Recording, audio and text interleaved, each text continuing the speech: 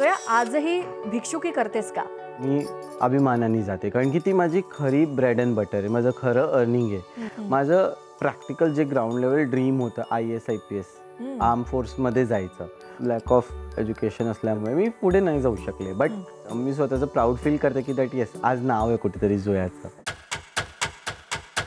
कधी कळलं की आपण नॉर्मल लोकांसारखे नाही? ॲट द एज ऑफ 11 मला स्वतःमध्ये ते बदल कळायला लागले की लाईक यू नो ते फेमिनिझम कळून यायला लागलं. LGBTQI हे शब्द नव्हतंच सोसायटीमध्ये. गे बोलून हा शब्द होता किंवा मग छक्का हिजडा बोलून हे शब्द होते.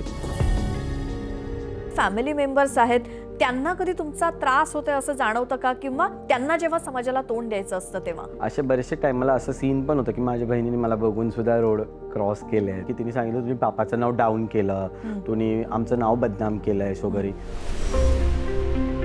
गुगल इंडियाचा जो तो कॅम्पेन होता तो विमेन्स डेचा कॅम्पेन होता आणि मी ओनली ट्रान्सजेंडर म्हणून ट्रान्स वुमेन म्हणून स्वतःला रिप्रेझेंट करत होते आणि हे खूप मोठं माझ्यासाठी अचीवमेंट होतं. तेव्हा मला ते खूप अभिमान वाटलं, गर्व वाटलं की मी माझ्या पप्पाचं नाव कुठे डाऊन नाही केलं आहे, पण मी माझ्या पप्पाचं नाव आपच्या हाय घेऊन गेले.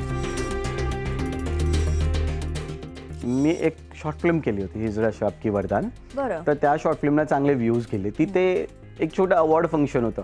You know as a transgender म्हणून मला फर्स्ट टाईम त्या रंगमंचावरती त्यांच्या त्या स्टेजवरती बेस्ट ॲक्ट्रेस अँड ह्युमन बिंगचा अवॉर्ड भेटला होता. तृतीयपंथीयांना किती कठीण असतं एखाद्या ऑर्गनायझेशनमध्ये काम मिळवणं किंवा मग करिअर करणं? It's very tough.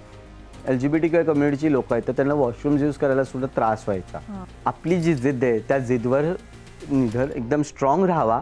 जेव्हा ब्रीद आउट करतो आपण तेव्हा त्या वाईट अनुभवला त्याच्याबरोबर ब्रीद आउट करा आणि जेव्हा ब्रीद इन करतो तेव्हा त्या पॉझिटिव्ह एनर्जीला ब्रीद इन करा. That yes I can do it, I will do it and I have done it.